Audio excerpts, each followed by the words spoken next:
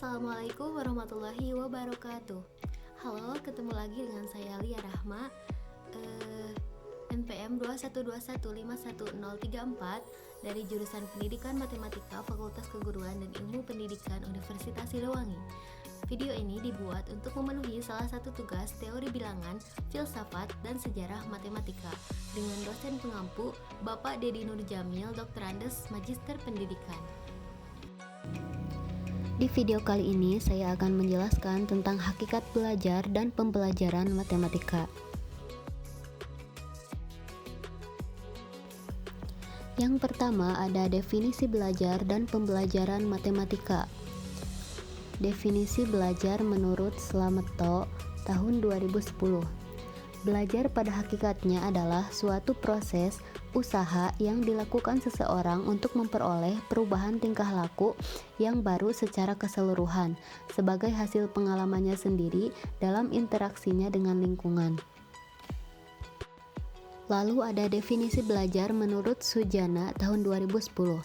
Belajar adalah suatu proses yang ditandai dengan adanya perubahan pada diri seseorang. Perubahan hasil proses belajar dapat ditunjukkan dalam berbagai bentuk, seperti penambahan pengetahuan, pemahaman, sikap dan tingkah laku, kecakapan, kebiasaan, serta perubahan aspek-aspek lain yang ada pada individu-individu yang belajar. Sedangkan menurut Trianto tahun 2011, belajar sebagai perubahan pada individu yang terjadi melalui pengalaman dan bukan karena pertumbuhan atau perkembangan tubuhnya atau karakteristik seseorang sejak lahir.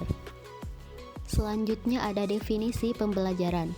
Definisi pembelajaran menurut Arifin, pembelajaran merupakan suatu proses atau kegiatan yang sistematis dan sistemik yang bersifat interaktif dan komunikatif antara pendidik atau guru dengan siswa, sumber belajar, dan lingkungan untuk menciptakan suatu kondisi yang memungkinkan terjadinya tindakan belajar siswa. Menurut Sanjaya, pembelajaran merupakan suatu sistem yang kompleks yang keberhasilannya dapat dilihat dari dua aspek, yaitu aspek produk dan aspek proses. Keberhasilan pembelajaran dilihat dari sisi produk adalah keberhasilan siswa mengenai hasil yang diperoleh dengan mengabaikan proses pembelajaran. Keberhasilan pembelajaran dilihat dari sisi hasil memang mudah dilihat dan ditentukan kriterianya. Akan tetapi hal ini dapat mengurangi makna proses pembelajaran sebagai proses yang mengandung nilai-nilai pendidikan. Lalu ada definisi pembelajaran menurut Ahmad Sugandi dan kawan-kawan. Pembelajaran adalah terjemahan dari kata instruction yang berarti seperangkat peristiwa atau events yang mempengaruhi si belajar sedemikian rupa sehingga si belajar itu memperoleh kemudahan. Berikutnya ada definisi matematika. Definisi matematika menurut Johnson dan Rising adalah matematika adalah pola berpikir, pola mengorganisasikan, pembuktian yang logik. Matematika itu adalah bahasa yang menggunakan istilah yang didefinisikan dengan cermat, jelas, dan akurat. Representasinya dengan simbol dan padat, lebih berupa bahasa simbol mengenai ide daripada mengenai bunyi. Lalu ada pendapat definisi matematika menurut Kline. Matematika itu bukanlah pengetahuan menyendiri yang dapat sempurna karena dirinya sendiri, tetapi adanya matematika itu terutama untuk membantu manusia dalam memahami dan mengatasi permasalahan sosial, ekonomi, dan alam. Matematika tumbuh dan berkembang karena proses berpikir.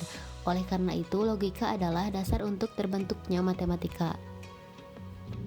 Selanjutnya, Suwarsono mengatakan bahwa matematika adalah ilmu yang memiliki sifat khas, yaitu objeknya bersifat abstrak, menggunakan lambang-lambang yang tidak banyak digunakan dalam kehidupan sehari-hari, dan proses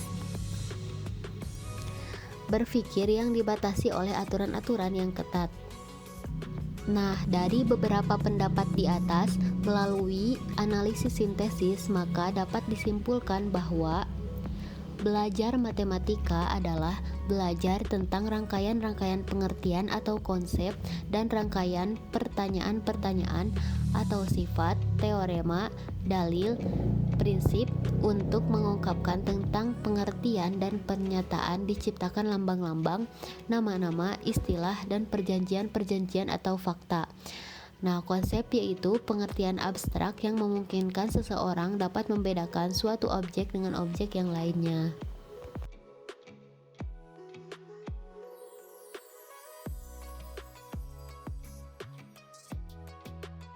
Selanjutnya ada indikator keberhasilan siswa belajar matematika yang dirangkum dari berbagai sumber oleh Marsigit.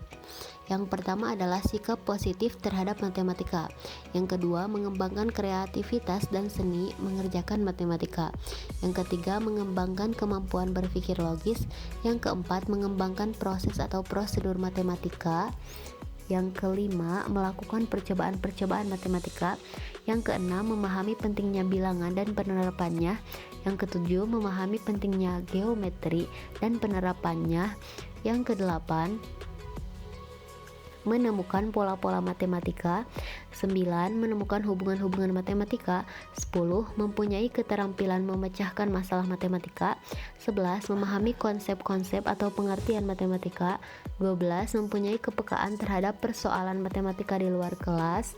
13. Berusaha secara kontinu dan terus-menerus dalam mengembangkan matematika. 14. Mampu mengkomunikasikan hasil-hasil pekerjaan matematika.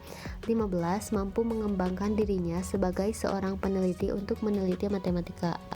16. Mampu bekerja secara mandiri dan independen dalam memecahkan persoalan matematika. 17. Toleran dalam bekerja sama untuk memecahkan masalah matematika. Lalu mampu menggunakan masalah-masalah dalam kehidupan sehari-hari untuk menggali persoalan matematika. Selanjutnya, mampu menggunakan matematika untuk memecahkan persoalan sehari-hari. Yang ke-20, mencoba menularkan atau memberikan pengetahuan atau keterampilan matematika kepada orang lain. Yang ke-21, memperoleh hasil atau nilai yang tinggi untuk ujian atau tes matematika. Dan yang terakhir, mempunyai pengalaman mengikuti berbagai lomba matematika termasuk olimpiade.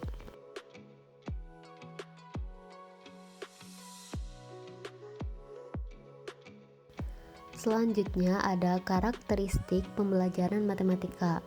Karakteristik pembelajaran matematika ada 4. Yang pertama, pembelajaran matematika secara langsung atau bertahap.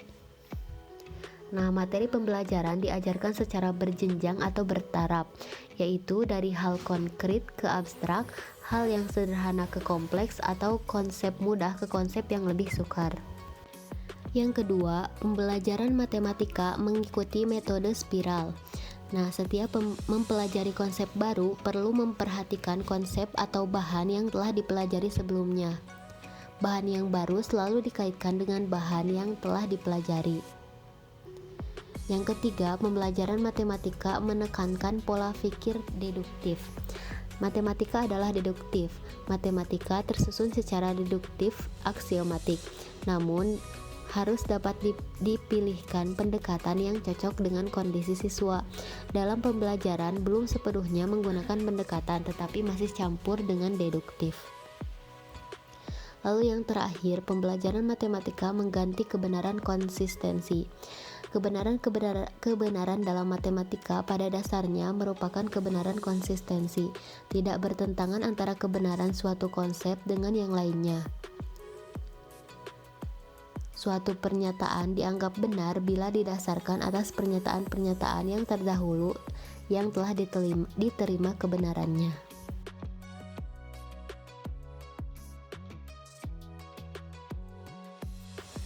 Lalu ada prinsip pembelajaran matematika. Nah, prinsip dalam melaksanakan pembelajaran matematika adalah yang pertama, guru di sekolah dasar atau guru dapat menyusun silabus atau perencanaan pembelajaran dengan mengacu dan berpedoman kepada kurikulum. Yang kedua, kecakapan matematika atau kemahiran matematika yang perlu dimiliki oleh siswa.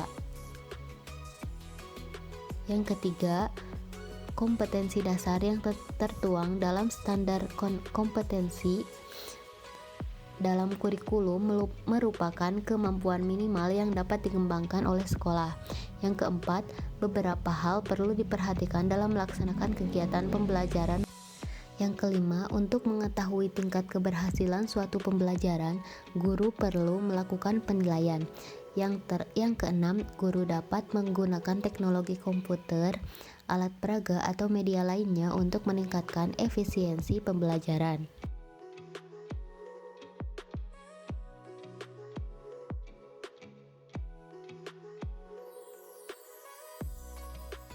Yang terakhir ada ciri-ciri pembelajaran matematika. Nah, ciri-ciri pembelajaran matematika yang pertama adalah pembelajaran matematika menggunakan metode spiral. Pendekatan spiral dalam pembelajaran matematika merupakan pendekatan di mana pembelajaran konsep atau suatu topik matematika selalu mengkaitkan atau menghubungkan dengan topik sebelumnya. Topik sebelumnya dapat menjadi prasyarat untuk dapat memahami dan mempelajari suatu topik matematika.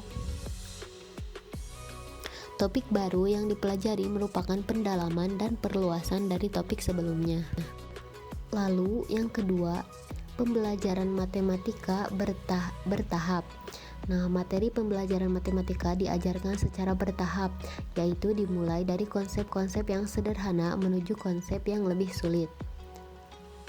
Contohnya, seorang guru yang akan mengajar mengenai perkalian bilangan cacah di kelas 2, maka dapat memberikan pemahaman arti perkalian dengan menggunakan benda-benda konkret seperti permen, kelereng, buku, penggaris, dan lain-lain. Misalnya, pemahaman 3 dikali 2 dapat dilakukan dengan memberikan soal cerita, seperti ibu mempunyai 3 bungkus kelereng yang tiap-tiap bungkus berisi 2 kelereng. Guru mengelompokkan 2 kelereng, menggambar 2 kelereng sebanyak 3 kelompok. Lalu guru bertanya kepada siswa berapa banyak kelereng semuanya. Guru memberikan penjelasan bahwa 3 kumpulan yang berisi 2 kelereng sama dengan kumpulan yang terdiri dari 6 kelereng. Dengan menggambar dan menuliskan 3 dikali 2 sama dengan 6. Lalu ciri-ciri pembelajaran matematika adalah menggunakan metode induktif. Nah, matematika merupakan ilmu deduktif. Namun karena sesuai tahap perkembangan mental siswa, maka pada pembelajaran matematika digunakan pendekatan induktif. Contohnya, pengenalan bangun-bangun ruang tidak dimulai dari definisi, tetapi dimulai dengan memperhatikan contoh-contoh dari bangun tersebut dan mengenal namanya. Menentukan sifat-sifat yang terdapat pada bangun ruang tersebut sehingga didapat pemahaman konsep bangun-bangun ruang itu. Ciri pembelajaran matematika yang ketiga yaitu menganut kebenaran konsistensi. Nah, kebenaran matematika merupakan kebenaran yang konsisten, artinya tidak ada pertentangan antara kebenaran yang satu dengan kebenaran yang lainnya. Suatu pernyataan dianggap benar jika didasarkan kepada pernyataan-pernyataan sebelumnya yang telah diterima kebenarannya. Lalu yang terakhir, pembelajaran matematika hendaknya bermakna. Pembelajaran secara bermakna merupakan cara mengajarkan materi pelajaran yang mengutamakan pengertian daripada hafalan. Dalam belajar bermakna, aturan-aturan, sifat-sifat, dan dalil-dalil tidak diberikan dalam bentuk jadi, tetapi sebaliknya. Aturan-aturan, sifat-sifat, dan dalil-dalil ditemukan oleh siswa melalui contoh-contoh secara induktif, kemudian dibuktikan secara deduktif pada jenjang selanjutnya.